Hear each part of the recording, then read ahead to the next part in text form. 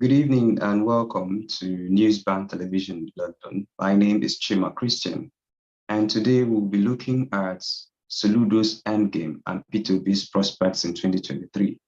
Our conversation today is in continuation of the series of conversations we've lined up from now going into the 2023 general elections in Nigeria. Our guest today is Chief Ben Etiaba. Chief Ben Etiaba is the Anambra 2021 governorship candidate of the Action Alliance, AA. And before that, he was an aspirant in the platform of the All Progressives Congress, APC. Chief Ben Etiaba is a man of many hats, an accomplished accountant, member UNTH Board of Trustees, former chairman Enugu Sports Club, past chairman ICANN in United Kingdom District, past chairman also of London Group of Nigerian Professionals, and he's a former consultant to Riggs and Company International Private Bank, Barclays Private Bank UK, and other institutions. Chief Ben Etiaba will help us unpack the topic because of his knowledge about his political participation, his proximity to the two dramatic personnel by number one, Soludo, and then that of Peter Obi. And then as the program goes out, I believe our audience will see the bona fides of our guest as to why we have invited him to eminently look into the topic under discourse. So Chief Ben, you're most welcome to the program. Good evening, Christian. Good evening, audience. I'm delighted to be on this platform tonight. You are quite conversant with elections now, and having gone to the primaries of the All Progressives Congress, and then has also gone to the primaries of Action Alliance. Then eventually you went on to the general elections in the Anambra 2021 governorship elections. So you're fairly knowledgeable about what will be going on now when you escalate it to the national level. What do you see, or what do you think the candidates are doing and should be doing at this point? All right, okay, the primary season is over. We have the candidates of various parties. We have 18 parties in the election, each fielding a candidate. As we speak, no candidate has stepped down for anyone or to discontinue their aspiration.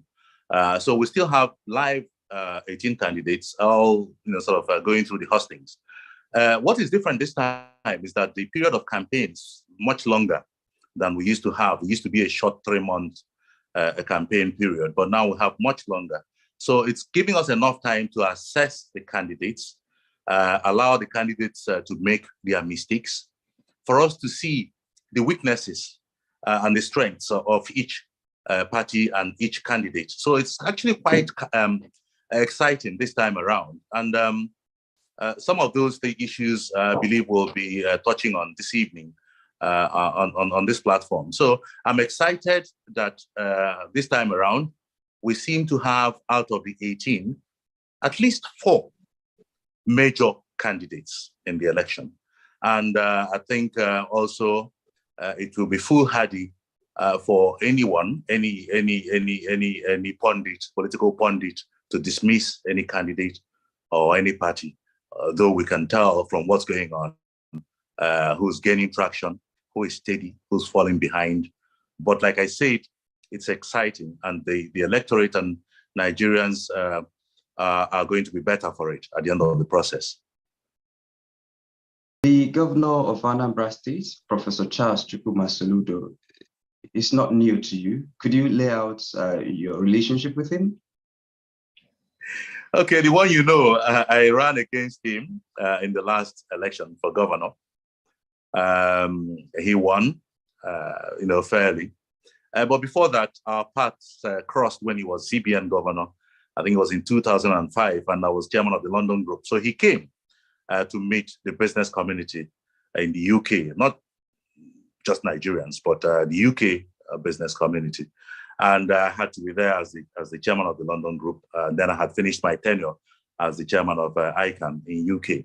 So, we got acquainted then, and we've had a long-standing personal friendship and family friendship over those years.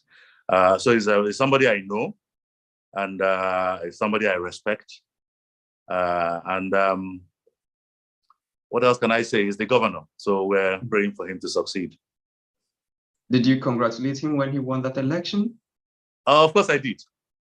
I did, and I wasn't alone. I wasn't the only candidate that did so. I believe Val Ozibo of PDP did congratulate him. I believe that what's my friend's name? Obi Okonkwo did the same. Quite a number of candidates congratulated him. It was, I think he won fairly and squarely, so there wasn't much rancor, post-election rancor. And if you also notice, the post-election litigations were minimized. And that's what elections should be. You fight cleanly, unite behind the winner, let the state move on. And it's not about me, it's about getting it right for the state. And like I said, I want him to succeed. It's not in my interest to see him fail for whatever reason. I only have one state, and that's Anambra State, and we can't all be governors. So for you, politics is without bitterness? Yes, like Waziri Ibrahim of GNPP. If you recall, I'm not sure you were born at the time, Christian. I don't know how old you are, or you look younger than myself. Yes, Waziri Ibrahim reminds us of politics without bitterness. And that's what I believe in. It should be about issues. It shouldn't be about name calling. I mean, I find it nauseating when I hear people, sort of trying to damage others because of politics, because of election. You just feel it's, free and fair. All is free, is fair in war. And after that, you unite and say sorry. No, come on, it doesn't work for me. I'm here to discuss the issues tonight, and I hope, we stick to the issues. That's very correct. I also want you to lay out also one other fundamental relationship. What's your relationship with Peter Obi, the Labour Party presidential candidate? Okay, I think my relationship with Peter Obi is very well documented. And I think most Nigerians who know the political career of Peter Obi will also know the role of the Etiabas, my mother in particular. But Mr. Peter Obi is a friend that I've known for over 30 years, before he even aspired to lead Anambra State. He was very close to my late brother-in-law, so we're friends in England. And I used to be quite enthused by his passion for Nigeria. When you see him speak about Nigeria, the issues bedeviling us in Nigeria, he's not doing this because he's running for president. He's been like this for the last, at least I've known him to be like this for over 30 years. So, and I'm sure he was like this before I met him. I have friends who've known him for longer who can attest to that. So he is somebody I know to be a person of integrity. He's somebody I know who has been my governor and has been my best governor to date. I'll say it anywhere. He's not perfect. We're not looking for perfection when it comes to leadership, but we're looking for somebody who has the interest of the masses at heart. He quite clearly has the interest of Nigerians at heart. When he was governor, he worked for the many in Anambra, not for the few. He just doesn't believe in elitism when it comes to politics and leadership. He's always there for the masses.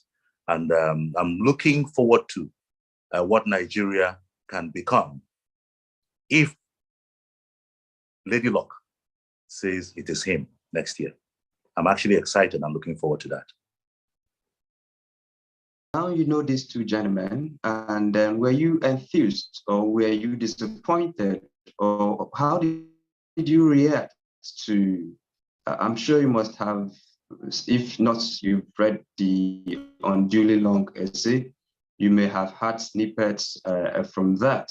So what was your reaction when one of your friends, or maybe you didn't describe him exactly as your friend, but one of your associates had written a long essay, seemingly pouring cold water on the aspirations of another acquaintance of yours? Okay, Governor Soludo is a long-standing family friend. I have to add that as well. Not just a friend to myself, but to my siblings and my mother. So, in Anambra, it's a family affair. I was a bit surprised, to say the least, when I read the essay you are referring to. But I think the governor was well entitled to his own views. I think he was expressing his own personal views. I don't think he was expressing any views on behalf of myself or any other person in Anambra State. He was speaking for himself, to which he's entitled to. One thing that I kept saying a number of times over and over again, in those essays, I mean, anybody can take any view. You can't fault anyone for taking any view. But he kept stressing, this is where I will disagree with him, that Peter cannot win, Peter Obi cannot win, and Peter Obi knows he cannot win. That is not true at all. He knows that Peter Obi can win.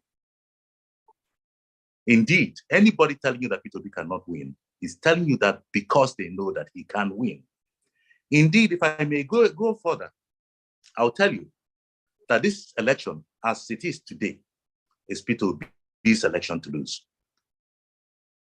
You know, you have to pull almost a rabbit out of the bag to snatch it from him.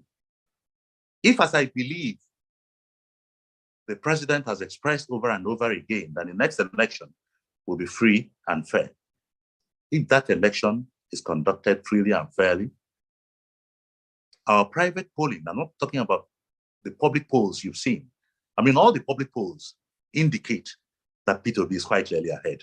Labour Party will win this election. You've seen that. Various polls. I'm not even talking about that. We have commissioned private polling, okay? And these polls are updated every 2 weeks. And they keep pointing to the fact that as the days go by, the candidate of the Labour Party, Mr. Peter Obi, is gaining traction in most zones of the Federation. I say most zones, and let me not say in all the zones, but that's the report we're getting privately. We're monitoring it, and that has been helping strategically to reassess the campaign in the remaining weeks that we have before the polling in February next year. So anybody that tells you Peter Obi cannot win, they are jittery. They are telling you that because they know precisely that he is poised to win a free and fair election next year in Nigeria.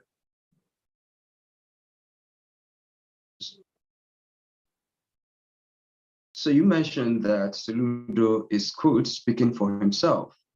And then I'm sure you must have had arguments about party structures, party systems, and the rest. When he speaks, he is, at least for now, the only governor on the platform of his party, the All Progressives Grand Alliance.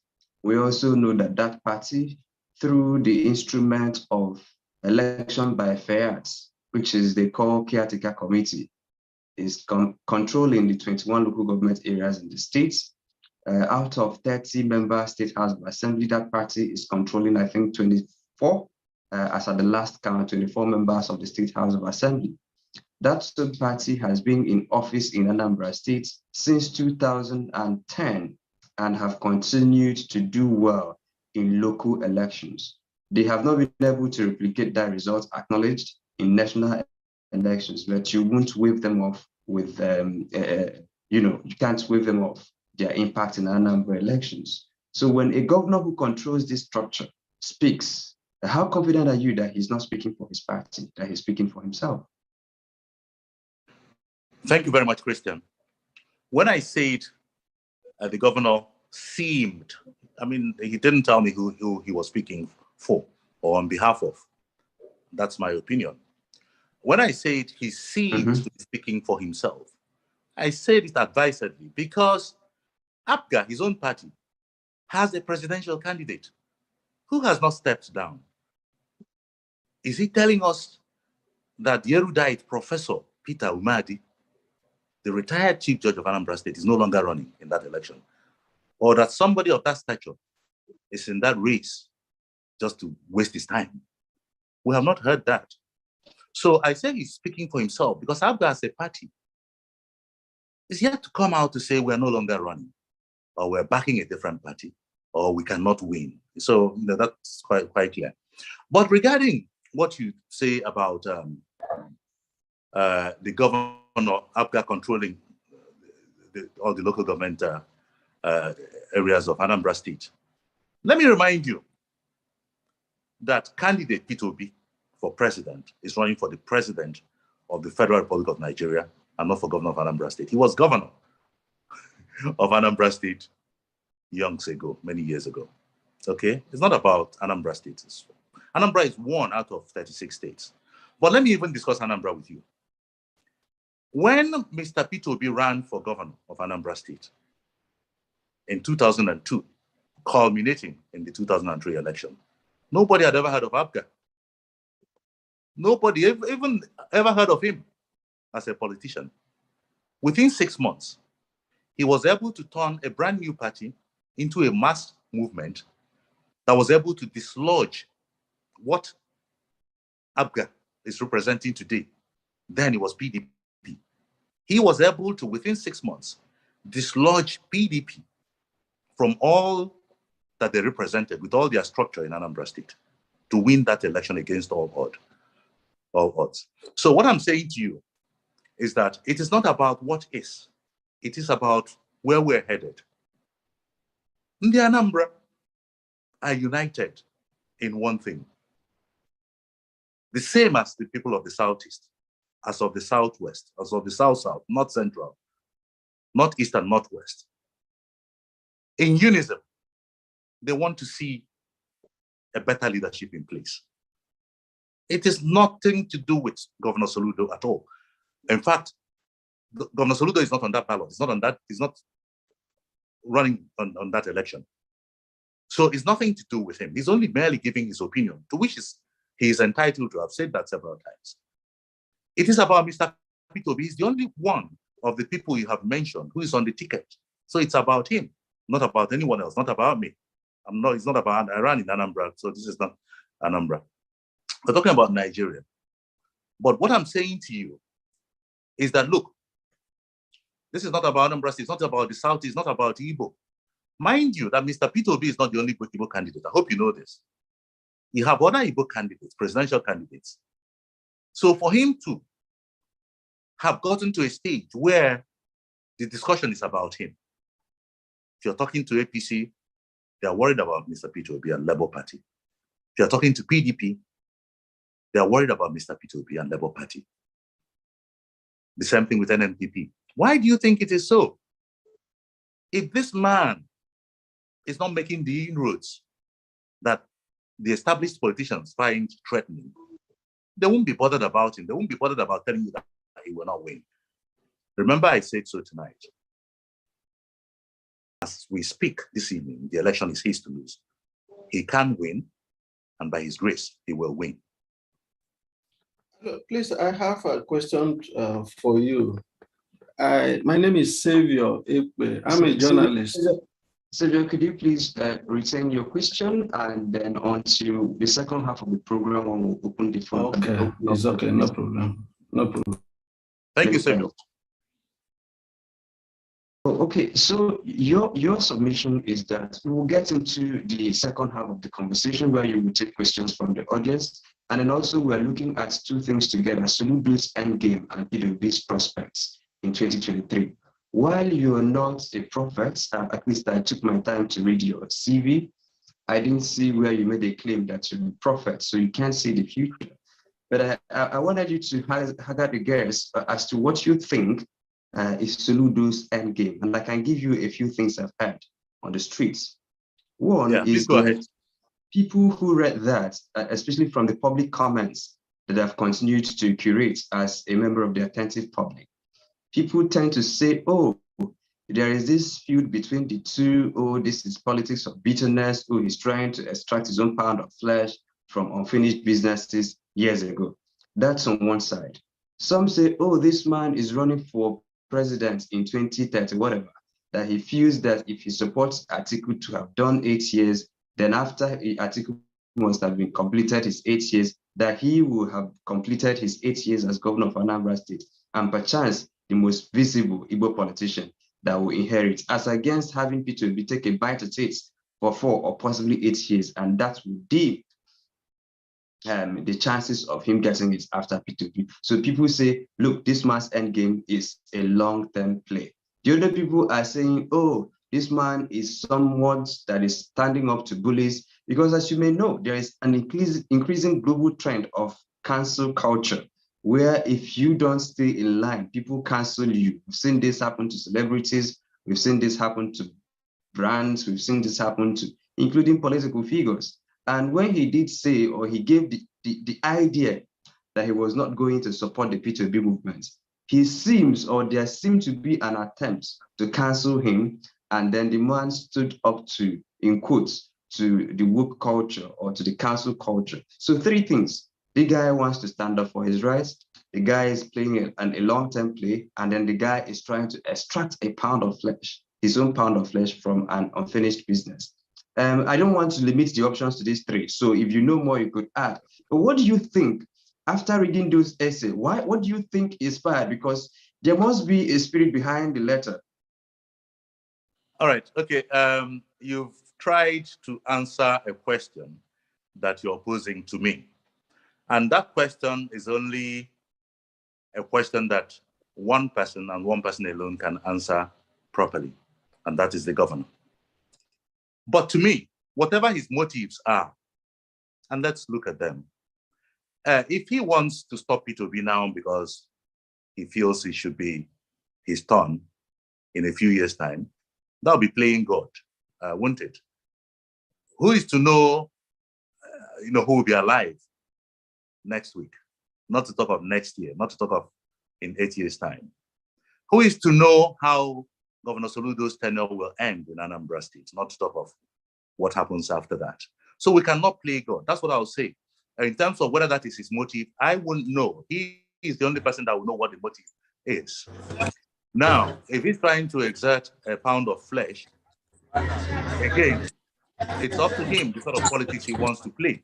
I wouldn't know.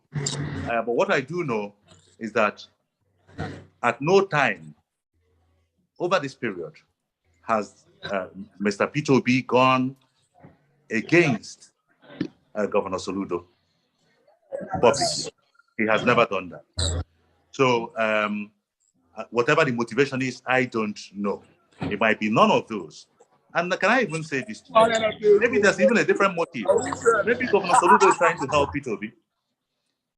Have you thought about it? Maybe he's even trying to help candidate Peter Obi.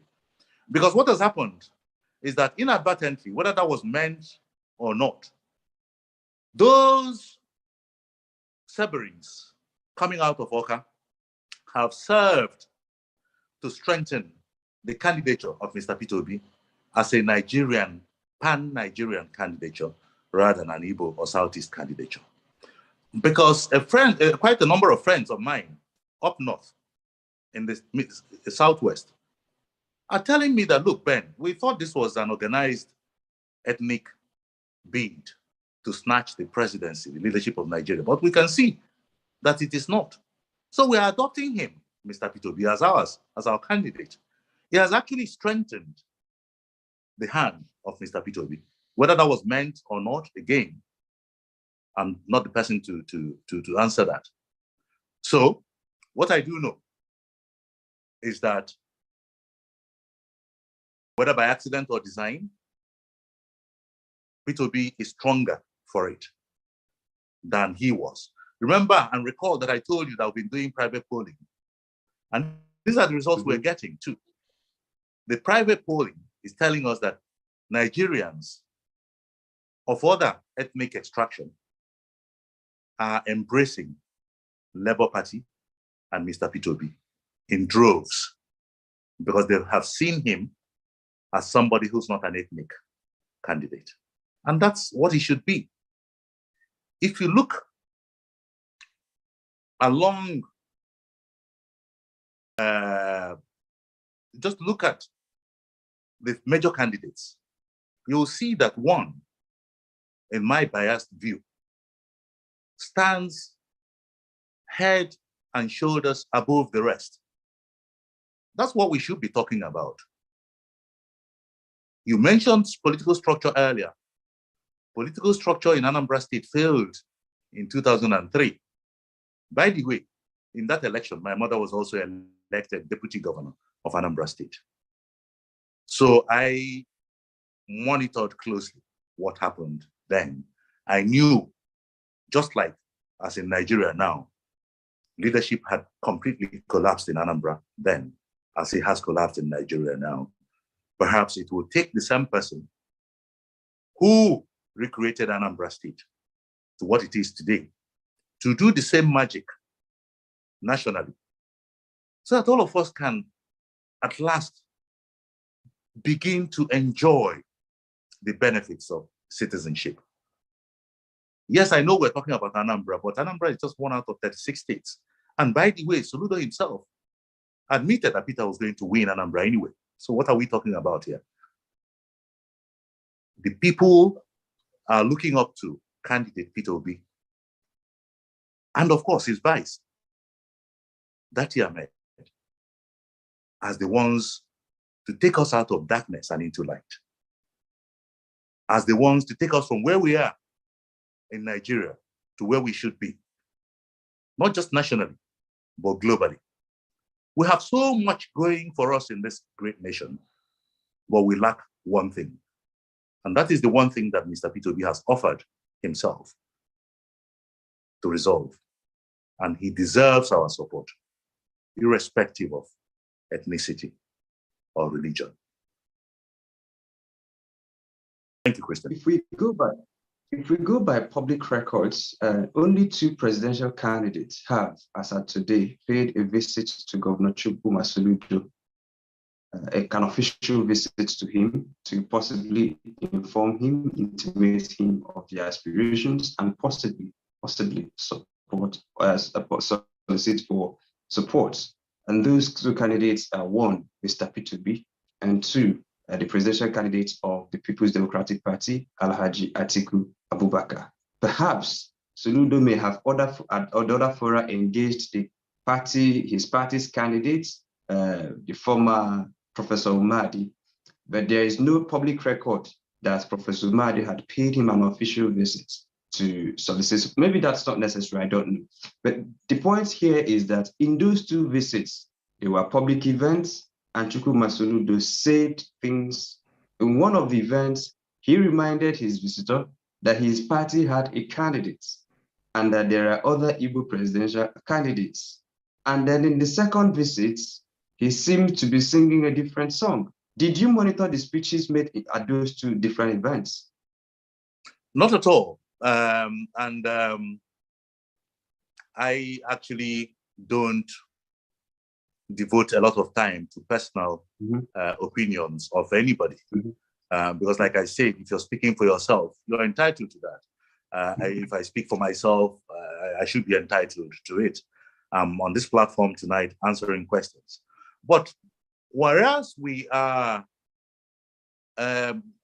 probably not too happy with the essay written by Soludo, if I may call it an essay, we should also remember that at the beginning, he graciously availed one of the council chambers, a government house, to Mr. Peter Obi to declare his intention to run for president. Let's not forget that.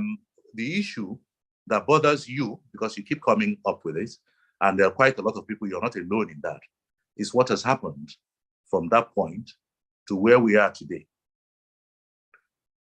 Let me tell you this. With every sense of humility, you'll notice that Mr. Peter Obi has been very gracious towards the governor in his replies. If you prod him till next year, he will never say anything uncomplimentary about Governor Soludo. Governor Soludo is his governor, he's my governor. He wouldn't do that. But not just that, it's not in his character to do that. He's not running to tell you that he's better than Mr. A, B, or C. He's running to tell you he's telling you what the problems are, not to tell you. He's telling you already what the problems are in Nigeria. And he's coming up with practical solutions that, if implemented, come on, we should be able to get on our feet. He has done it before. And, you know, people look at manifestos. Let me even talk about manifestos. People keep talking about manifestos. Look at people's track record. How many states have you seen any governor leave with lots of money left in the coffers for the incoming governor to inherit, to be able to continue with the plans of the state?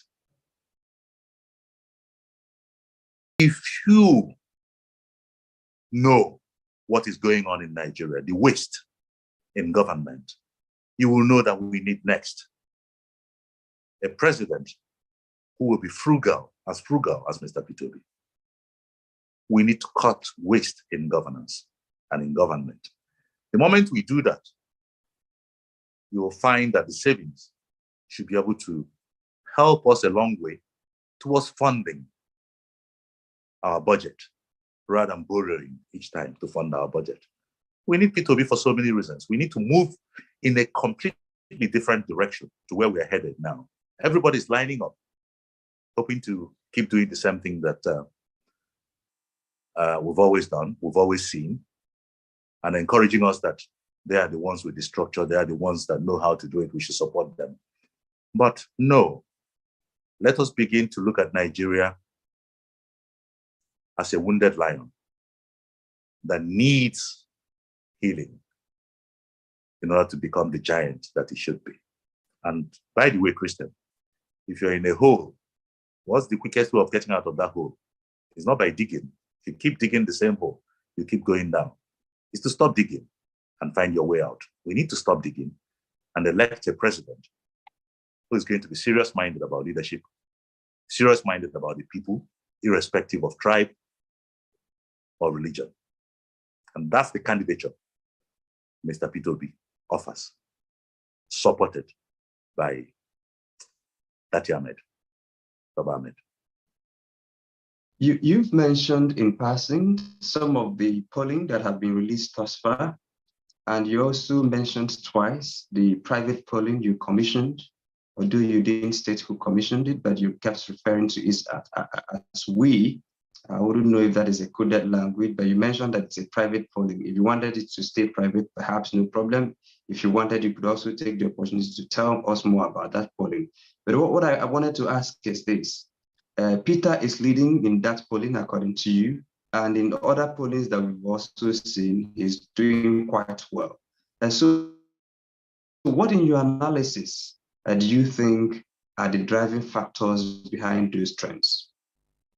Okay, Mr. Peter Obi's campaign is being driven by the state of the nation. You know, if you look at all the indices of a failed state, you will find that we're near enough there. You will find that Nigerians are angry, Nigerians are hungry, Nigerians are frustrated, Nigerians are tired. These are the driving factors. At this point, nobody's looking at what your education policy is or health policy, because everybody's saying the same thing. We'll invest in healthcare, we'll invest in the education, we'll pay minimum wage, we'll increase it and all that. Everybody's saying the same thing. People are tired of hearing this. And people get in there and begin to take care of themselves and their families and friends. They are looking at somebody who will come in, be able to carry his own bag. We've seen him do that. He's been doing that over the years. He did it before he became governor. He did it as governor. He's doing that now. He's not doing it because he's running for president. For years after leaving office of the governor of Anambra State, he has gone round in some sort of national orientation exercise, blitz, telling our people what the issues are. Recall, I don't know if you remember or if you recall when Peter was running for governor, he posed the question, are we cost or are we the cost in Anambra State? By the time he left, he touched all sectors simultaneously. Nigeria needs a micromanager at this point who is able to look at the fine details and be able to cut out the unnecessary waste that we see all the time. I mean, you've seen the new policy, CBN redesigning the Naira or changing the color or whatever it is. You've seen the effect. People are now bringing out stashed cash, rotten Naira notes. How insensitive in a nation such as ours, where healthcare is not available, education, our universities have been on strike or keep going on strike all the time. By the way, Even talking about the strike, ASU strike, I'm not sure you're aware that the only federal university in Anambra State did not join the ASU strike as a result of the deal struck by Governor Peter Obi when he was governor of Anambra State. The same thing is what he will do nationally. So that if your child goes into university for a 4-year, 5-year course, you know that in 5 years' time, they'll be out. There are so many reasons why we need to begin to do things differently. Politics is too important to be left only in the hands of politicians. That's why Mr. Peter Obi is in that race. That's why Yusuf Dati Ahmed, Baba Ahmed, is in that race. And that was why 2 years ago, I delved into the murky waters of politics in Nigeria with no regrets, doing it without money, as painful as it has been. Thank you. Yeah, because you mentioned something during your campaigns, especially your campaigns to clinch the ticket of the All Progressives Congress. And when you eventually clinched that of the AA, you kept on mentioning, you were almost prophetic, although I don't see that in your CV, but you were mentioning and you were hoping to bank on the youth population. You've mentioned in several interviews that they were frustrated, they were angry, they were looking for more. And you wanted to tap into that. For some reason, that didn't happen. Maybe perhaps at the regional level or the sub-regional level, they weren't ready, or perhaps something happened. But again, we now see that a candidate is now enjoying the benefits of that demography that you've always talked about. So why are the youth important in the national aspiration of Mr. Peter? Okay, thank you. You noted I said all of that when I was running. So it will come to you as no surprise that I'm supporting a candidate who is saying exactly the same thing and who has always said it. By the way, he's not saying it because I did so 2 years ago. He's always said that. Now, in my own case, it couldn't work because in the eventual winner of that election, even the youth of Anambra State saw a champion that they could anchor their frustrations on. Somebody who wasn't a core politician. And my prayer is that the government is not distracted, that he lives up to that expectation. Okay? And he would have earned the respect of somebody like myself as well, who thought that way. So it wasn't possible for both of us to capture those votes. He already was in pole position to capture those votes, and he did capture the votes. So we're in the sort of praying that he succeeds. In the case of Mr. Peter Obi nationally, like I said, he's not the only, in quote, third force. Why is it that everything seems to be about him? You see, we have all been gifted with different talents. I don't know the last time you heard Peter Obi speak. All the great leaders of this world, name them: Mandela, Martin Luther King, Obama, Margaret Thatcher, just name them. Clinton, Ronald Reagan, all have one thing in common: great orators. In the case of Mr. Peter Obi, he's not just an orator. He comes from an angle you least expect. One politician I heard the other was trying to describe him as an amoeba or something. Somebody you cannot quite work out the shape or the form. You can't pin him down to anything because he's always a step ahead of the pack. And that being smart and a step ahead of the pack will propel him into earning the votes of the youth of Nigeria that you're talking about.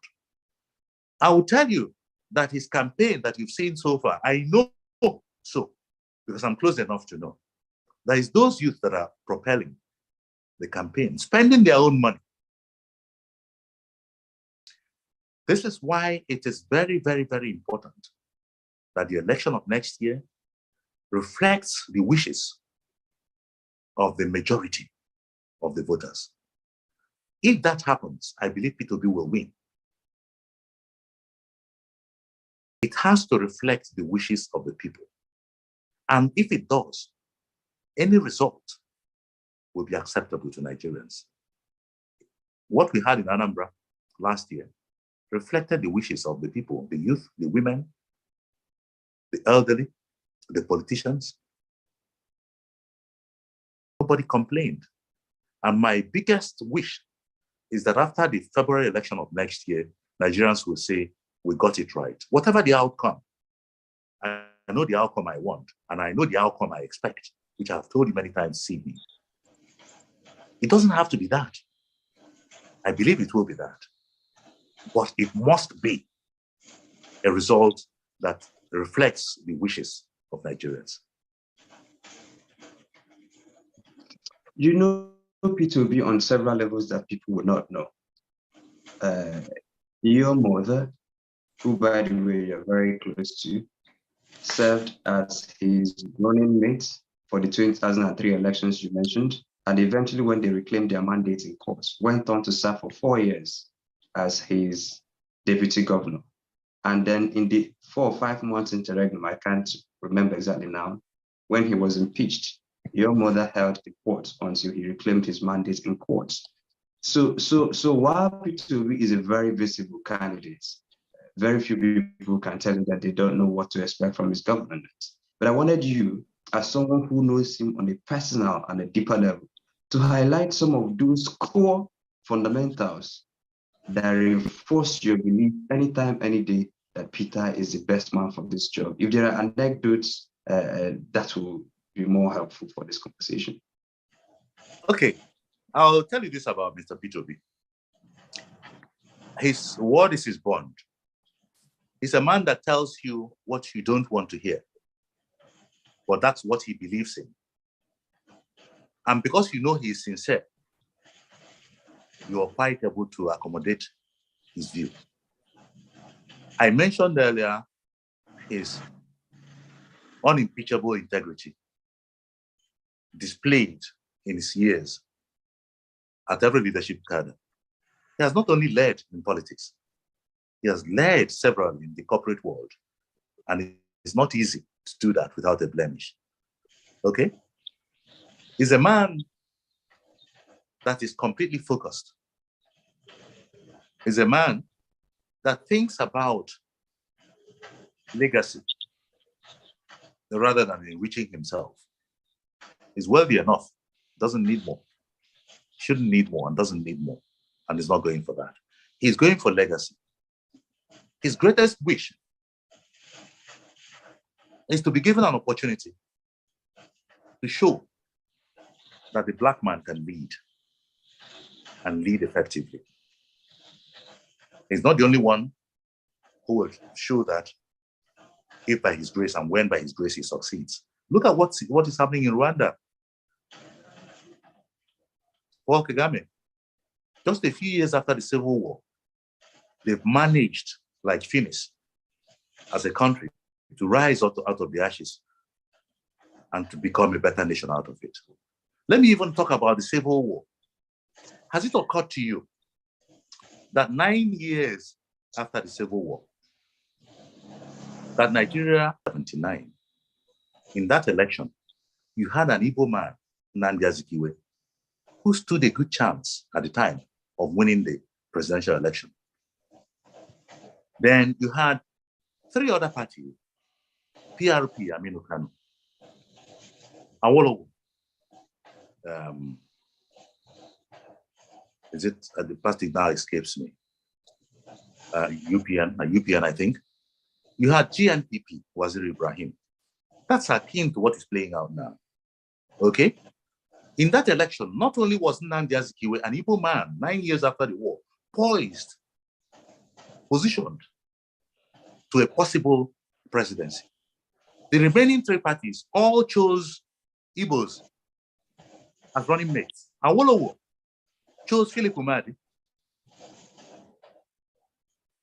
Aminu Kano of PRP chose SG Ikoku, an Igbo man.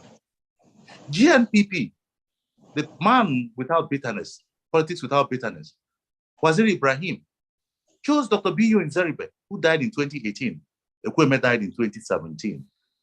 Okay, and all that. So if 9 years after the Civil War, all the major parties chose Igbos as running mate, and one Igbo man ran as president of a powerful party. How come 40 years later, some people are getting jittery that Peter Obi might become the president of Nigeria? Why are they worried? I will always listen to one of our greatest brains alive today, Professor ABC Mosu, who asked a question poignantly. Why is it that whenever an Igbo man wants to become a Senate president, president of Nigeria, Chief Justice of Nigeria, or whatever, everybody gets worried? We have come to a situation where we are told that to become president of Nigeria, you have to go through one man. I mean, how funny can that be? You have to go through one man if you guys are serious to be president of Nigeria. Alarm. I've just told you 9 years after the Civil War, the position of the Igbo man politically, it has taken 40 extra years for us to be told we need to go through one man. I'm sure you find it strange. Nobody should listen to that. And by the way, power is not given. If anybody tells you they're going to give you power, run and run away so fast. Power is never given anywhere. If you wait for 4 years, for 8 years, someone else will come back again and tell you to wait some more. You go and make your case for it and be humble about it and present yourself as a pan-Nigerian candidate and not an ethnic one or a religious one. Christian. Yes, I have some more questions, but I'll begin to make time for audience participation. But before I make time for that, let me quickly run through one or two, if time permits. Let me trace a line, a dotted line. You can begin to connect the dots for me. In 1999, when Nigerians elected Olusegun Obasanjo to become the president of Nigeria, Olufalaye was a candidate of the SDP, I believe. In 2007, when Nigerians elected Umaru Musa Yar'Adua of the blessed memory to become Nigeria's president, this same Muhammadu Buhari was the candidate of, I think, ANPP, right? So you had a Yoruba man being president, and you had divided Yoruba support. In fact, there was more Yoruba support for Olufalaye than there was for Olusegun Obasanjo. Same thing happened to Yar'Adua. There was almost a more unanimous adoption of Muhammadu Buhari against the final win, eventual winner in that 2007 elections. But when now you're talking about Igbos, people say, oh no, Igbos don't support their own. Igbos are not in unison. So is there ever a time? Because it hasn't happened in Nigeria that there was a time all the regions stood together and supported one of their own. Why is that a requirement for Igbos? Because I see discussions around Soludo, discussions about Anambra political elite, Southeast political elite. I mean, there are a few names we can call in the Southeast who are currently not on board with P2B. That's a given. But this happens also in other regions. So make sense of that phrase, often touted phrase that Igbos don't support each other. Okay, I think it's a fallacy in this sense. First of all, you will never expect all of any ethnic group to go with one party. Let's go to the North. Are you telling me that the Northwest are going with, even in this election, with one party? Or the Northeast with one party? No. In every zone of the Federation, you have citizens of that zone in various parties. And if you belong to a particular party, especially if you're holding a position in that party, it behoves on you to support the candidate of your party. Or if you decide that you're not going to do so, you resign from the position you're occupying, so you're free to sort of make your point. Even up north, you've seen Babashir Lawal, who is a member of APC, was saying no, because of the Muslim ticket, I will support Mr. Peter Obi. So in no zone do you have a unanimity of support towards any particular candidate. The Igbos will say we're Republicans. We have minds of our own in Anambra State. We've just been talking about it. The governor thinks differently. That should not surprise you. Like I said, he's entitled to that view. I disagree with him because I see what is happening as a golden opportunity for us to recalibrate Nigeria. These opportunities are few and far between. If we miss it this time, and I doubt that we're going to miss it this time, but if we do, and God will not allow us to do so, the opportunity may not come again. Because if the powers that be had any inkling that a candidate was going to leave PDP, join a different party, emerge as a very strong brand in this election, they would have stopped him at the primaries. But they didn't know. So by default, we have a golden opportunity to elect a selfless Nigerian as the next president of this great nation. One final question before I open up. We have a long list here. I'm not sure we'll exhaust it. One final question before I open up, because I see a lot of hands up here who are waiting to make their contributions or ask questions or to seek clarifications as to some of the points you've raised. Is that you have said if free and fair elections are held. I think I heard you repeat it once or twice. If free and fair elections are held. And let's talk about free and fair elections. In 1993, it was an outright annulment. We made some progress in 1999, and we found ourselves snatching ballot boxes, using towels, cudgels, machetes to snatch ballot boxes. And we now progressed, and I'm not speaking in absolute terms, I'm speaking in relative terms, to a place where we send a few senior advocates of Nigeria to go to Supreme Court to snatch that same ballot box for you. That's a progress from 1993 to 99. And then to Supreme Court is also a progress. But today, there are insinuations in some quarters that despite the leaps and the improvements Nigeria has made in election management, in election litigation, in electoral reforms, and all, that there are still avenues for further improvement, and there are still suspicion, and that's why people keep prefacing it with if. Tell me how confident you are about Nigeria's electoral process and what you expect in 2023, vis-a-vis that you've mentioned in your opening remarks or in one of your responses, that the president keeps promising that there will be free and fair elections. If things are working well, do Nigerians have to rely on the promise of the president to believe that the elections will be free and fair? Okay, let me start with your last comment. If things were working well, the president won't even bother to make any comment about the election, because making such comment on its own will amount to somehow influencing the process. But things are not working well. And I believe, Mr. President, I believe that Muhammadu Buhari wants to leave a legacy of a free and fair election for Nigerians as his lasting gift and parting gift to this nation. Don't forget the fact that he fought a number of times and he believed that he was rigged out. I think in one occasion he may have cried. Okay, let us look at the elections. And you mentioned 1993. This was an election that MKO Abiola won. He won fairly and squarely, or assumed to have won, because the election was annulled.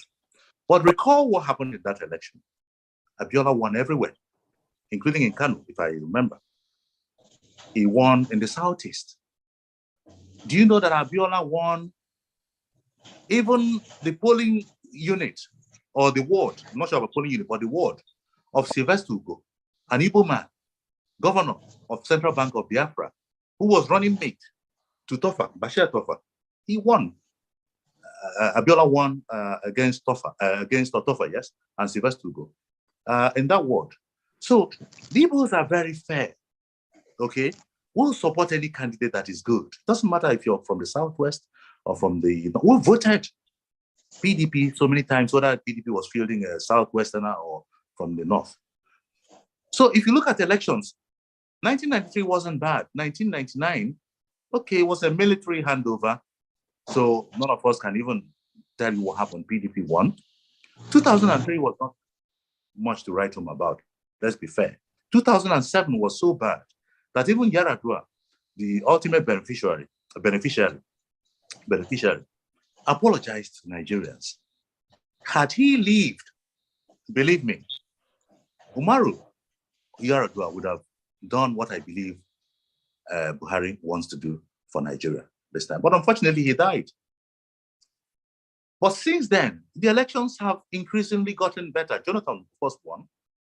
In 2015, what happened? Nobody believed an opposition party could win an election against an incumbent in Nigeria of all places.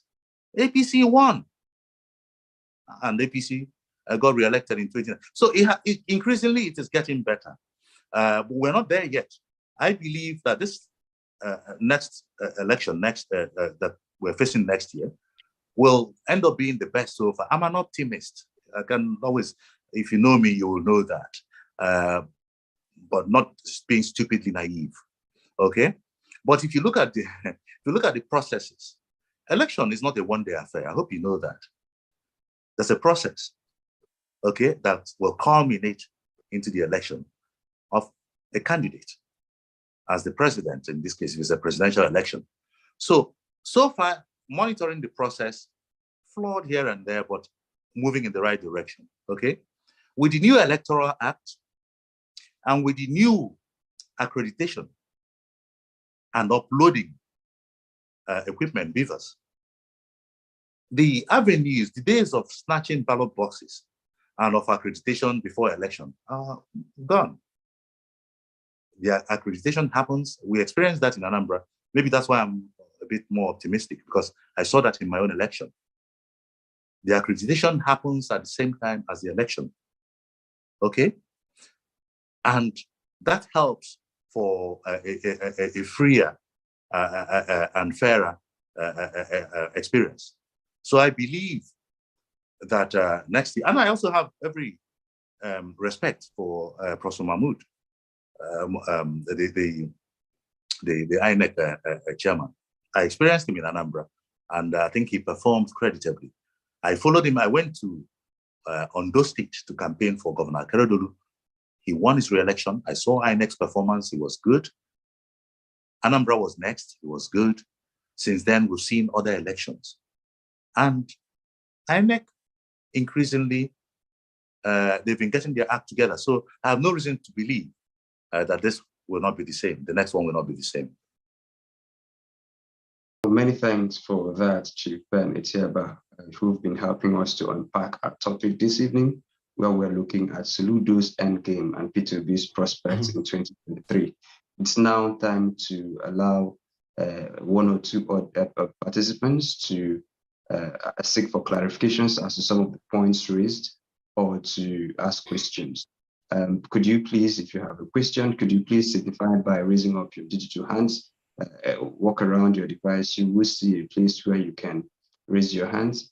I see one hand up, but I wanted to identify there was a person, I think it was Savior who wanted to ask before. So yes, Savior, you now have the floor.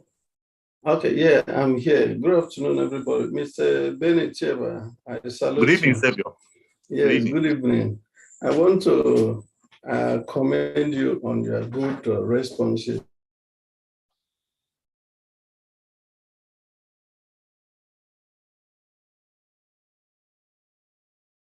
Hello. I'm not asking you any question.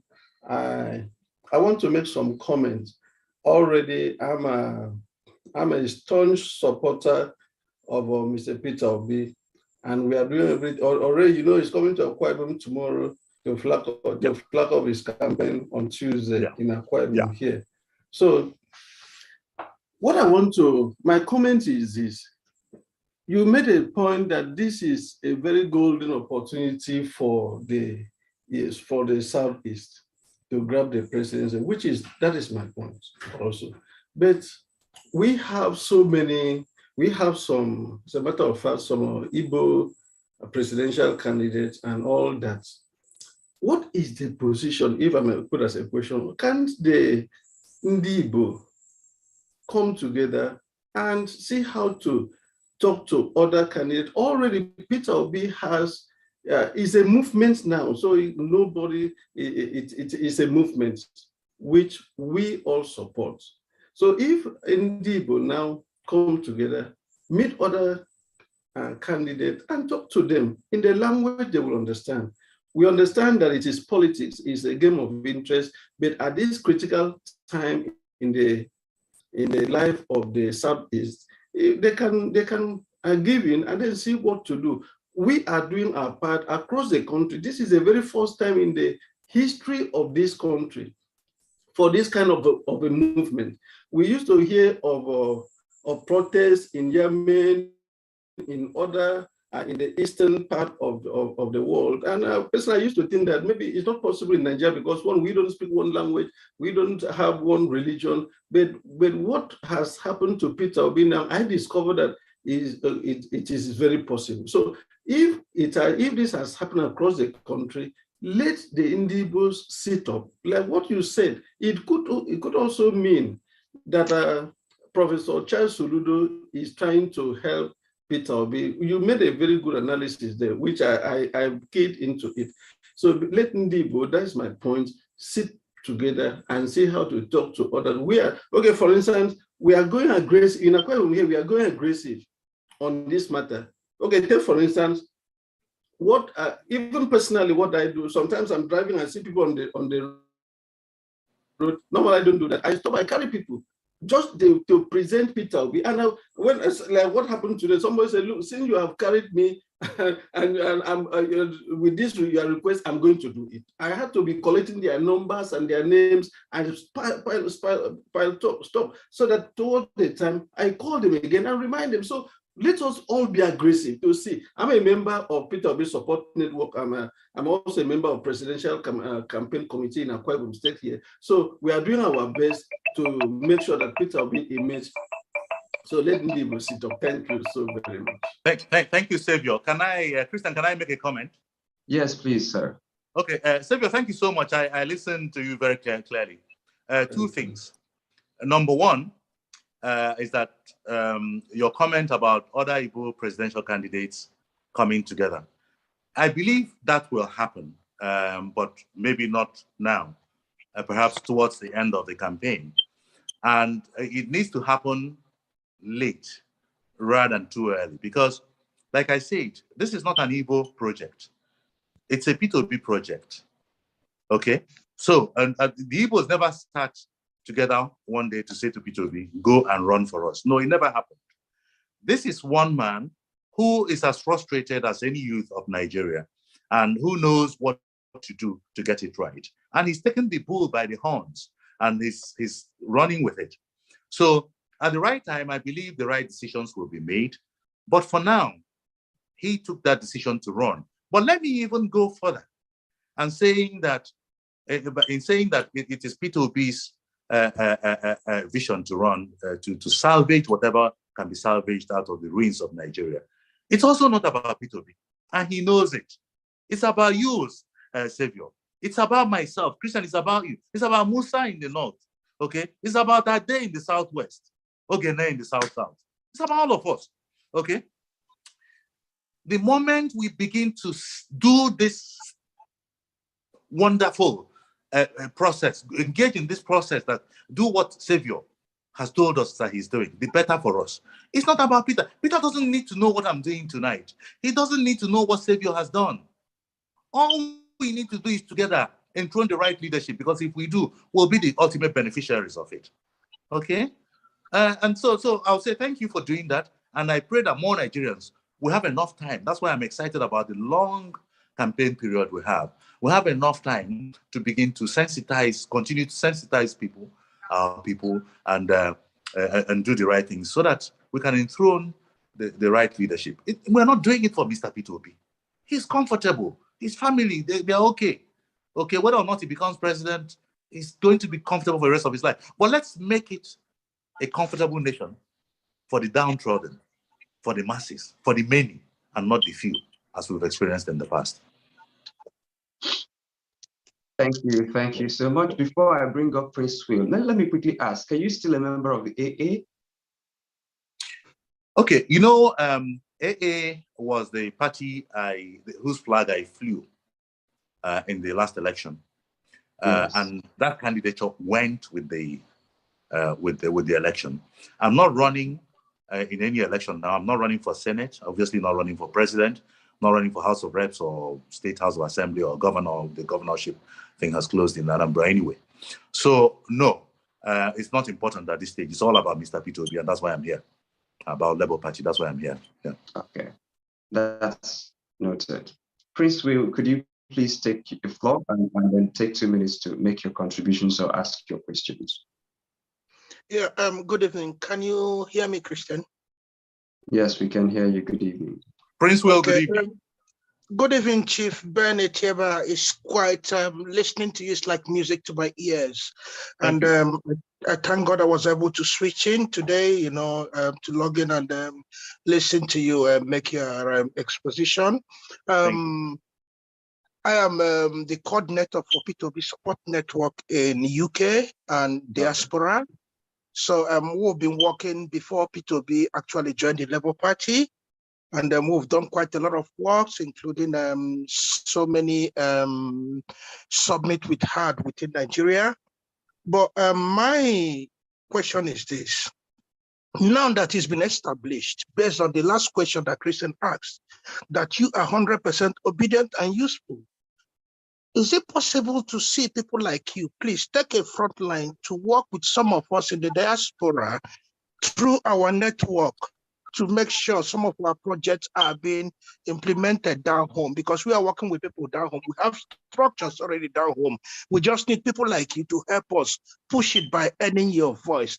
I know you might be doing something in the background already from the way you're speaking. I am 100% sure of that.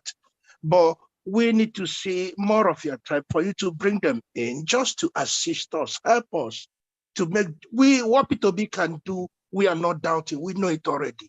We come with strong apostolic zeal, but we are calling on you, please get more of your people of like minds, that things like you. We need people like you, please, because we in UK, we know you. We know you very well. We know you from Jamaica Street. We know you as a son of Virginia, so we know you very well, sir. We are relying on people like you. Please, please, please help us to push this. Thank you, sir. Prince, thank you so much. What I will say is that I'm taking a very personal interest in what you mentioned this evening. Try and leave your contact, and I'll get in touch with you within the next 24 hours so we can progress your ideas, okay? Every idea should matter. Every effort should matter. No stone should be left unturned. To get this thing done, it's not going to be easy. If anybody tells you it's going to be a piece of cake, they're lying to you. And when I say that this election is Mr. Peter Obi's and Labour Party's to lose, I say it advisedly because I know that a lot of work will still have to go into winning. Nobody should think and sit back and think it's won. It's not in the bag yet until those votes are counted and recorded and announced. Thank you. Thank you, sir.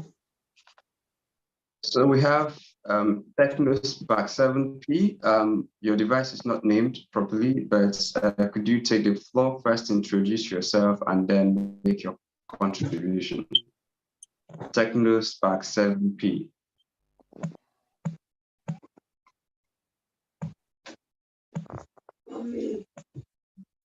Okay, in the absence of that, let me quickly jump to the next on the line. Elder Tango Ugochukwu, please, we yield the floor to you for 2 minutes. Yeah, good day, Elumba Group. Tango, good evening. Good evening, my brother. Etiaba.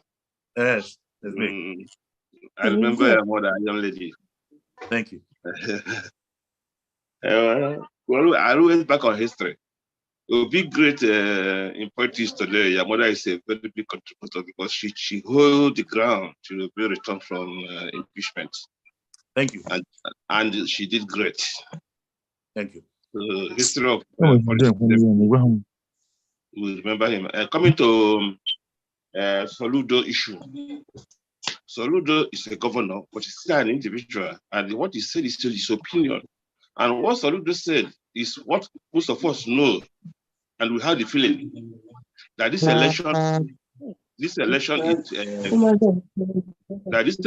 fixed.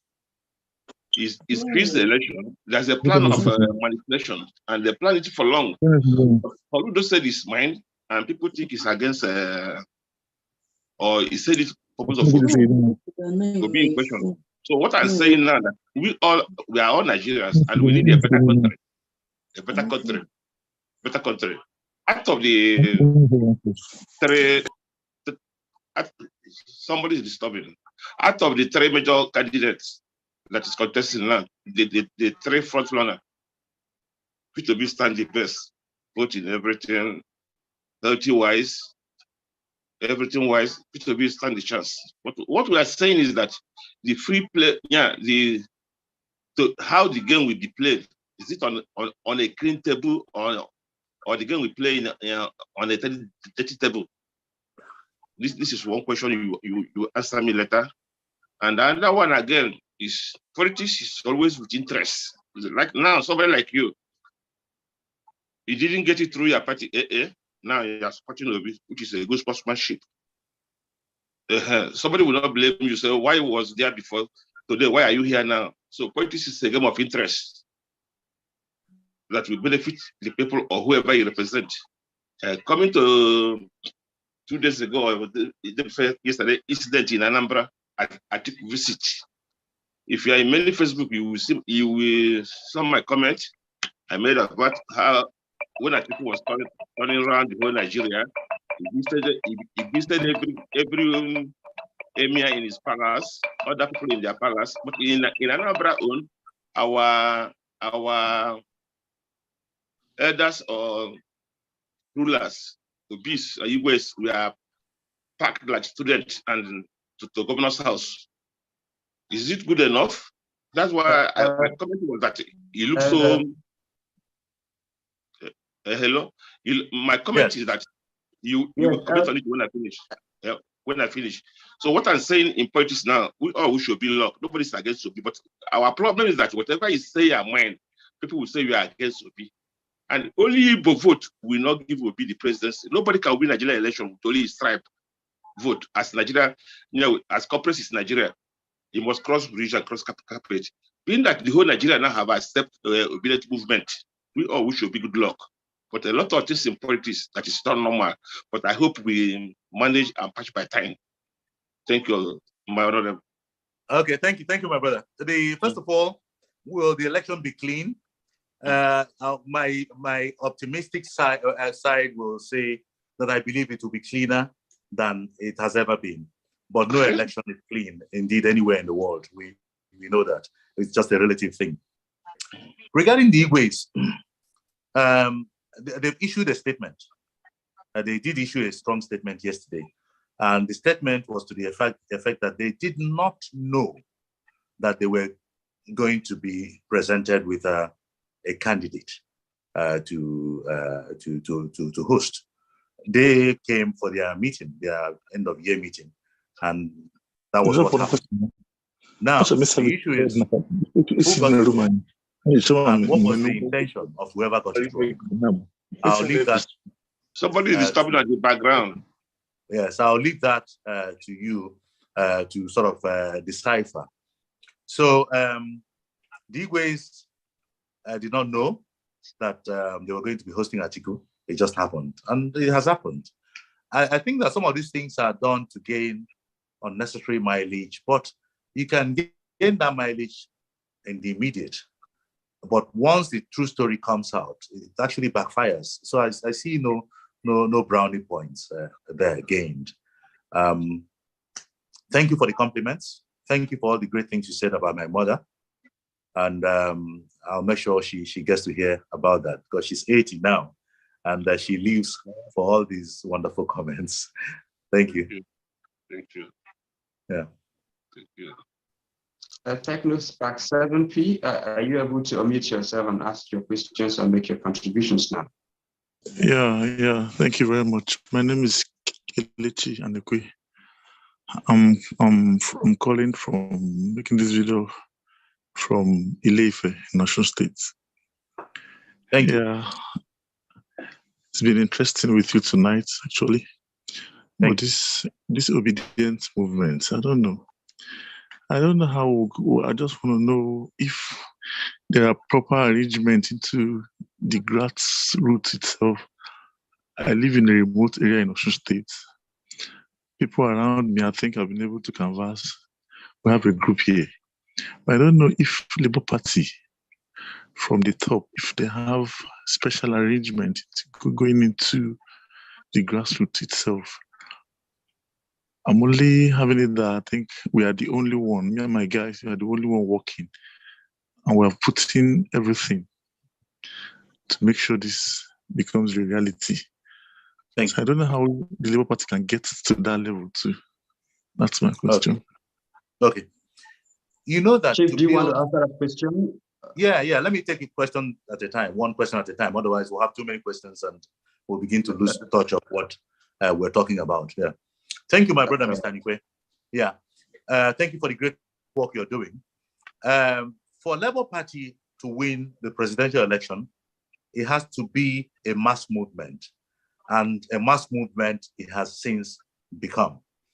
Because you don't have enough time in less than 12 months to build a structure nationwide to win a presidential election.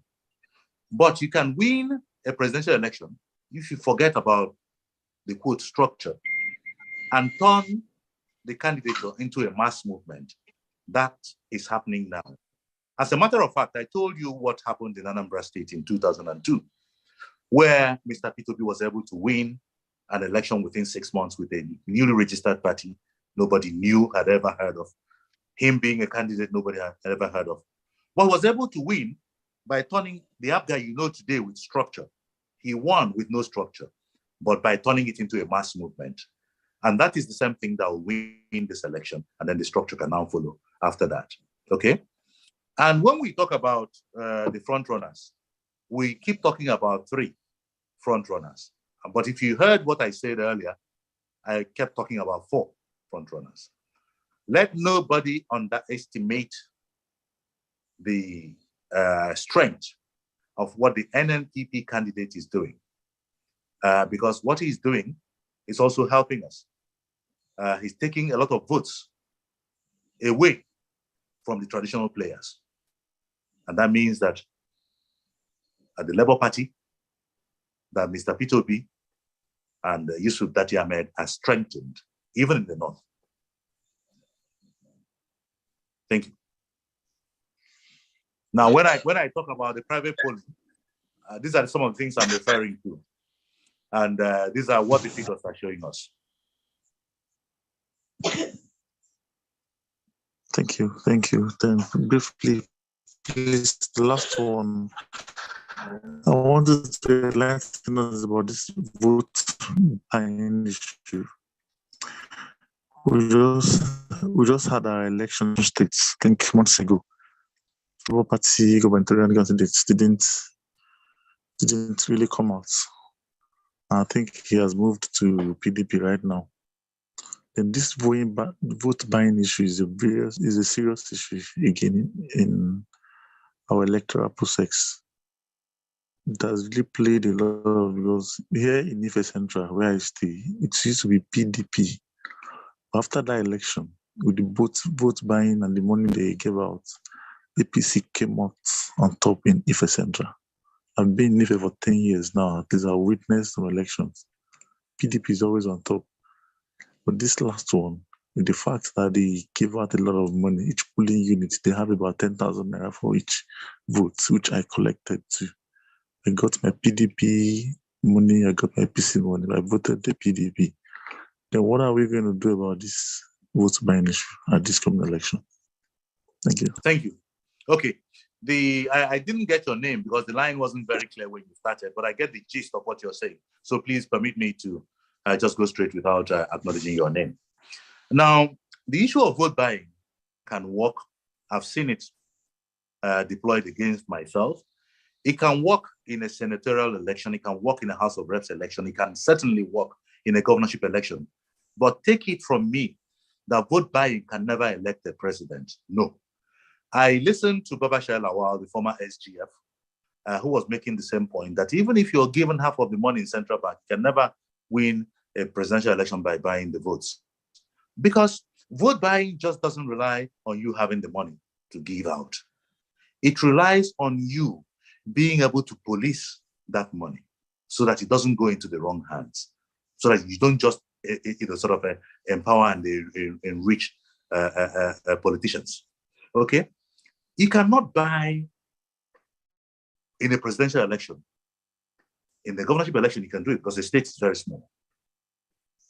In all the 36 states of the federation, who are you going to use? They'll pocket your money.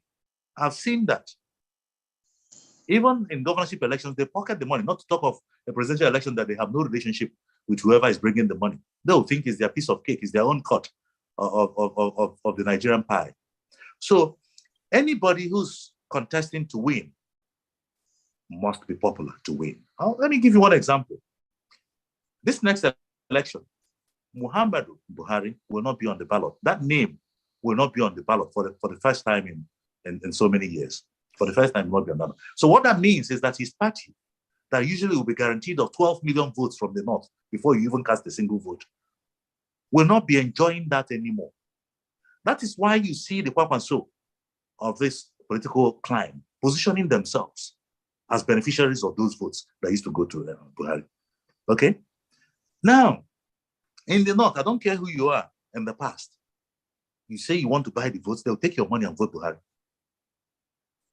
In the southeast, oh, you bring the money. I suspect I know who they will vote for. So let us not put too much emphasis on vote, but it can create marginal differences here and there, but it'll never be enough. You'll never buy enough votes to win your presidential election. Thank you. Thank you so much for that. The floor is yours, 2 minutes. Well, thank you, and good evening, Mr. Etiaba, and Good evening, my brother.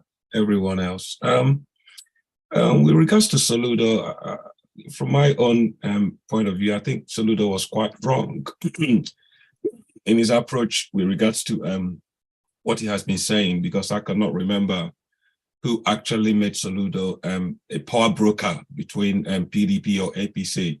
Even with his recent comment when Atiku visited him, he was saying that he has said it before, insisting that, that his former comments were right. And to me, that in a way is it's like he has arrogated to himself as the power broker between APC or PDP, who is going to win, which to me is quite arrogant and unbecoming of a governor of a state.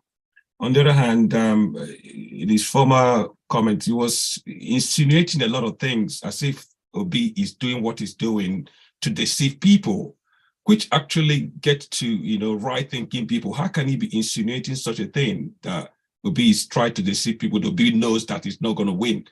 To me, that is not an opinion. That is insinuation. That is wrong. Absolutely wrong. You cannot do that. So Soludo has to calm down.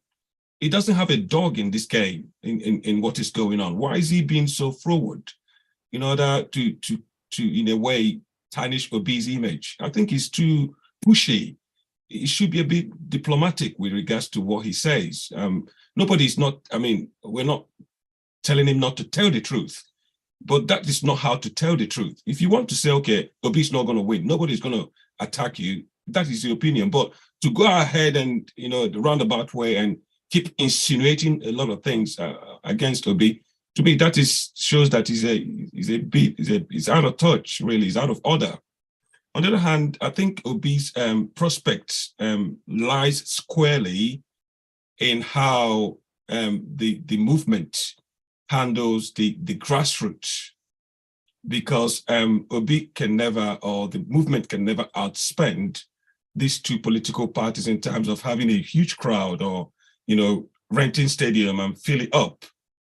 So I think the strategy for Obi and his prospects is got to be, holding down the grassroots, getting, access to people, having boots on the ground.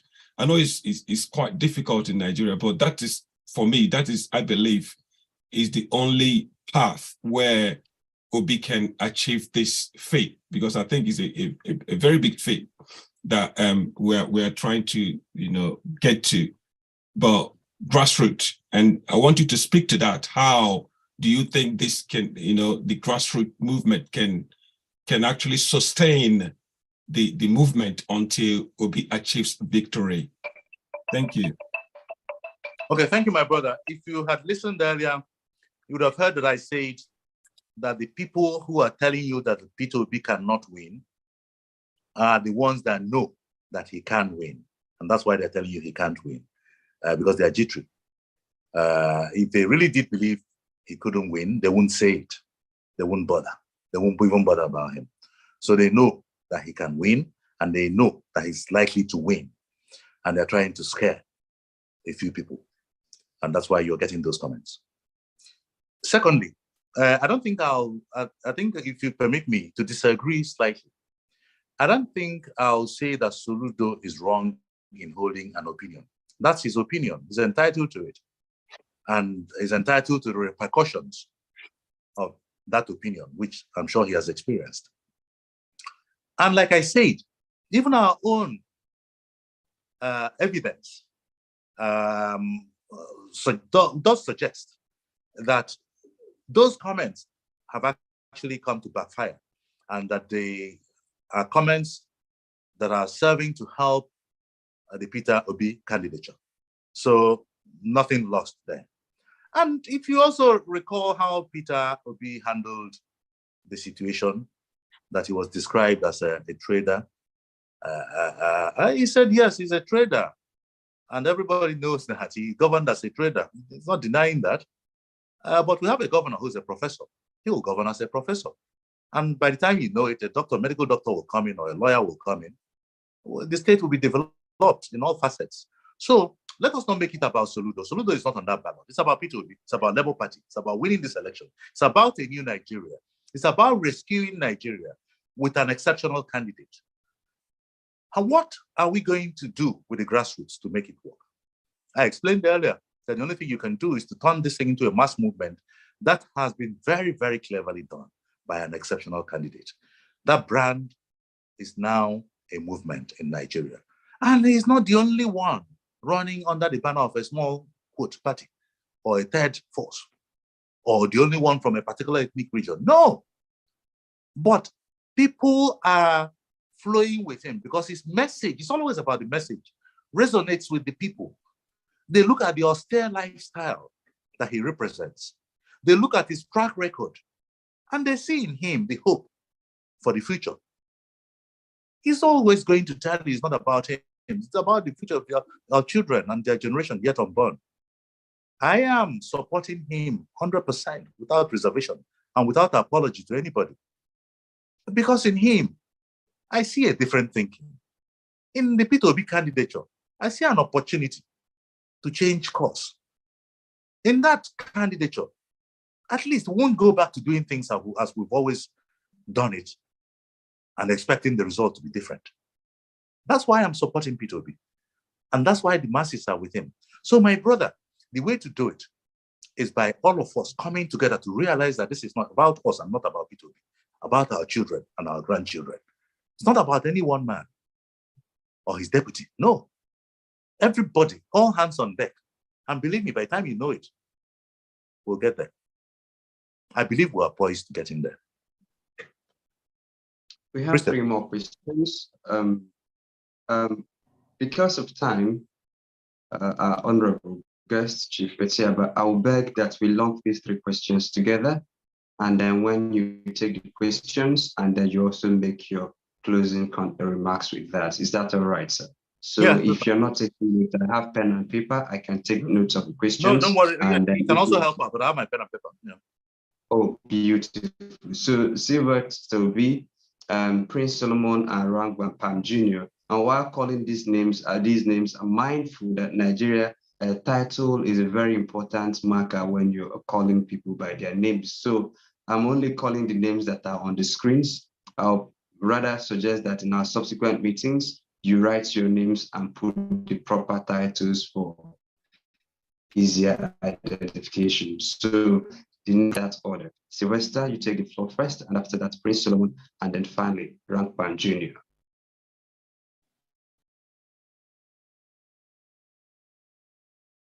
Sylvester, are you there?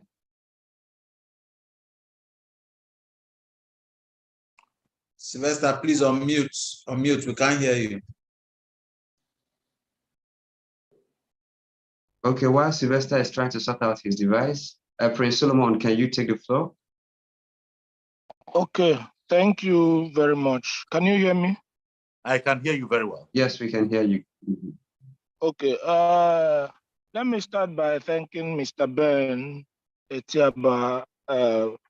Pleasure is my hearing from you tonight. Thank my you. name is Prince Solomon, Pastor Prince Solomon, the Abia State Coordinator of POSN. Thank you very much, sir. I wouldn't want to dwell much on the things you've talked about concerning the long list, the essay by the governor of Anambra State. You have actually, said enough concerning that, and all you said are true. You said the right thing. What he said has pushed our candidate further, and every other thing, and the things that people have said. Okay, I don't want to dwell much on that, but I want to go straight on this grassroots thing we are talking about. And the last person that asked a question said, how are we going to be able to galvanize all the votes? And in this sense, I want to say that politics is in stages. Of course, I know you, sir. You're a good politician. Is in stages, and the stage we are now, we have left the stage of registration, and the stage we are now is the stage of making people to pick their voters card. Can I tell you, sir, the number of people that came out to vote to register for PVC, if we do not coordinate as we coordinated in that mop-up, many thousands of them or millions of them will not collect their PVCs, and millions will not vote. And you can recall that the surge in those INEC offices or INEC centers to register them was because of the personality they saw, the personality of Mr. Peter Obi.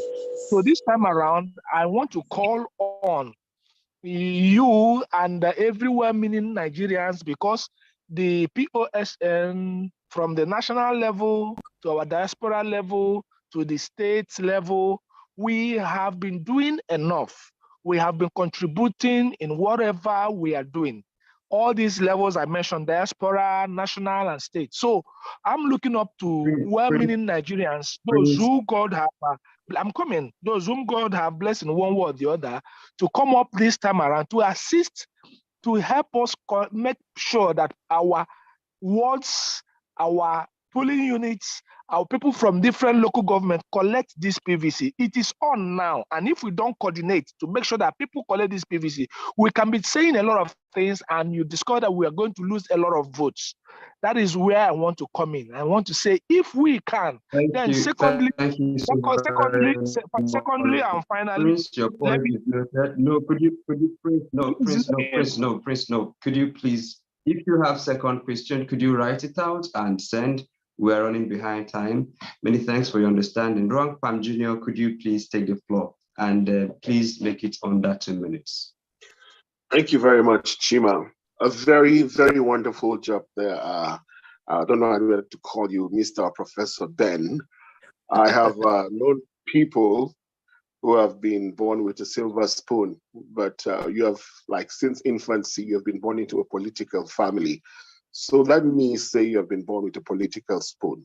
With that in mind, I'd like to pose this question. It might be a bit complex, but please feel free to answer it the way you're comfortable. Can INEC, if bribe or compromise, change the outcome of the presidential election? That is one. The second brief question is this. In your opinion, do you think the Obi Dati and Labour Party have a structure If a structure is to pass information down and receive feedback back up, do you think Labour Party or Bidati movement have a structure? And if yes, can it be improved? If no, please advise. Thank you very much. Thank you, Rampan Junior. And before you take that, could you please accommodate the last question here from Sylvester Obi? Okay, good evening. Good evening, all. Good evening, sir. Good evening, Sylvester. Okay, my name is Sylvester Inefio. I'm calling from Akwa Ibom State. I'm state coordinator of Obi Depression Movement. Okay, sir. I so much thank God for today, or for tonight, rather. But I really want to say that, like what you said before, that people that know that Obi win are the people that are saying Obi will not win. Why? Because they know the ability, the information that the man is making. So, but my really concern here is that, like what the speaker said now, without us getting our PVC very, very important, we will not take the mantle. Because I'm seeing Peter Obi stand for the masses. Obi is not just going there to the campaign. We understand that being one that going to contest this particular position now. So this is our time. All the youth in Nigeria need this man. This is the last opportunity we have here in Nigeria. Because once we miss the opportunity, automatically we miss out. So if I go, Ahmed Tinubu, they knew that this man will win the election. But the really problem we have is that, please, let's call the Labour Party also. Let them also join hand with the groups to work. Because the Akwa Ibom State here, I think I have one of Akwa Ibom that join this particular meeting. We can testify they are not really active like the group, because once they are working, you take the mantle. Like if you really know quite well, you understand that Akwa State PP state work by the grace of everybody, and I don't know the because our main every other not talking is for us to see how we can take the man to the sorrow. Let's just in on it. That is the goal that we are at. So let everybody work. Let's not just stay here. Thank you so much. Sylvester, could you round up in 5 seconds? Okay, thank you so much. That's just it. So I will let us. I will continue this particular movement because we need to work. We need to get that PVC. Let's just announce it. Thank you. Your questions are noted by our guest, and he will address it in due time. Before you address Chief, I've been persuaded by Prince Solomon to give him 5 more seconds to ask his second question. So, Prince, the clock is ticking. Thank you very much. The second question is straight to the point in respect to what happened in Ekiti State that made them to shift the campaign. From the coordinator of Peter Obi Support Network, coordinator in Ekiti State, we heard that there were people who received the fund to pay for the campaign ground and all the mago things they did. So my question is, how can we, because this kind of a thing will demoralize a lot of people, how can we be able to fish out these people who are intruders, who are trying to mortgage our chances, who are working for the APC but they are in our midst? Or on the other hand, can the campaign, can the PCC, can they do some certain things directly and bypass so many people who we felt that are sabotaging our efforts? Thank you very much, sir. Okay, thank you so much, Prince Solomon. Regarding your observation about Ekiti and why the rally has been shifted, the party has issued a statement, and I think we should leave it at that, at the basic level of statement that they have issued. Otherwise, there will be a risk of demoralizing people or even confirming things that might not be as it should be. The way I see this thing is that this is a moving train. And in a train, you have a lot of passengers. Not all those passengers will want to get to the same destination. Some will stop off at point A, some point B, C. People come on board for different reasons. Some people might come because they want to be a part of the experience. Others might come because they want to see if there's anything being shared to be a part of it. Others might come because they want ultimately for the candidate to win. But whatever it is, let us not be distracted, especially the ones, those of us who are completely committed to winning. Let's not be distracted. We don't have the luxury of time to be too critical. This is a very quickly cobbled up coalition of the willing to win power in Nigeria. It can't be easy. If anybody expected it to be easy, to be smooth sailing, then maybe they didn't think through the process. So these things are bound to happen. And that's not saying that I'm confirming anything you may or may not have heard. I'm not confirming anything. But the point I'm making is that things might not be as smoothly going as we'd like them to be. Regarding the point you made earlier, but we'll get it right at the end of the day, the PVC collection, we're all working hard with the support groups to ensure that those who registered get to collect their PVCs. And I'll at this point say thank you to you, Prince Solomon of POSN, Peter Obi Support Network, because this is one campaign that I've seen being driven completely by the support groups. Nobody can dispute that. And all of you deserve a big thank you. Both the ones in diaspora and the support groups at home. In a few days' time, I'll be away from the shores of Nigeria, and I'll meet some of the people who are, who've been working for Labour Party and for Peter Obi's election, that Ahmed's election in the UK. Okay, so with the party and the leadership and Mr. Peter Obi appreciates you guys a great deal because you've been powering this thing.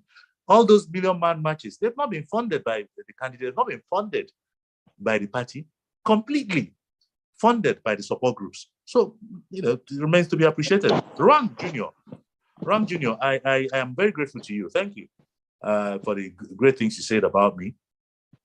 And you were interested in the structure, whether there's a structure to get this thing down to the grassroots. That goes back to the point I've just made now, is that the party has a structure, national structure, all the way to the states, local governments, and wards, and down to the polling units. But we also have the added extra, much stronger than any party can boast of in this election. The same support groups that I'm talking about.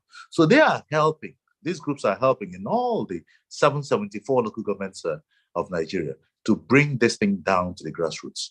And of course, wherever you have a channel trickling down, the same channel will offer you the route to report on. But what you find is that it's like a pyramid. As you go up, it gets tighter and more constricted. So the communication channel, sort of constricts, and the information you're trying to pass to the top may not filter to the top the way you'd like it. But that's the nature of the game. It's not peculiar to Labour Party, not peculiar to the Obi-Dati campaign structure. It's like that everywhere. But yes, the structure is there to get, and seen the structure work because, okay, I pray you watch what's going to happen in Akwa Ibom this week. I predict that Akwa Ibom is going to rival what you've seen in Imo State or Edo. They are preparing strongly. The mobilization team in town, on ground at the moment as we speak, getting ready. Yes, we know they give shishi, but the people are completely committed. This is one campaign that is so organic that when you see a crowd at the arena, they've come because they want to hear the next president of Nigeria speak to them. A man in whom a lot of hopes are riding on. So we pray for Peter. We pray for Dati. We pray for their families. We pray for all of us and all the support groups let us come together. And I'm trying to wrap this thing up. Let us come together and chart a new course for our nation, a new destination for our people, a new set of results for our kids unborn. Change the leadership to what it should be.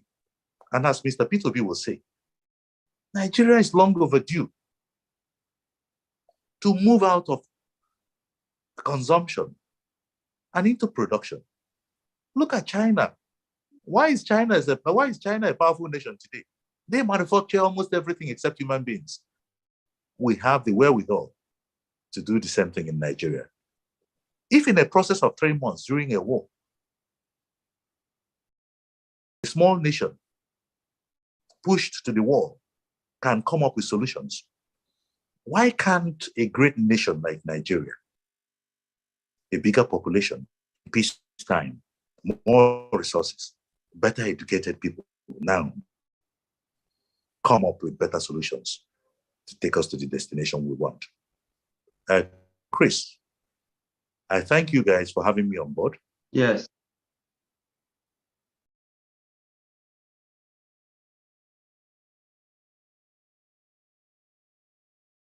Many thanks for coming, Chief Etiaba.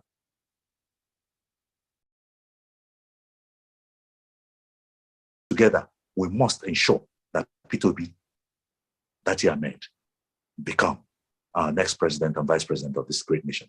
Thank you. Chief Ben Etiaba, governorship candidate, IA, in the Anambra 2021 elections. We thank you so very much for your time and for your contributions to our program. We thank all our guests, those who connected to us via our Facebook and our YouTube live channels, and our in-house audience who participated via Zoom. We appreciate each and every one of us for the comments and the contributions. So we'll come your way again. This is a bye-bye from me. On behalf of the executive producer of this program, Newsband Television wishes you a very good evening. Thank you. Good night. Good night.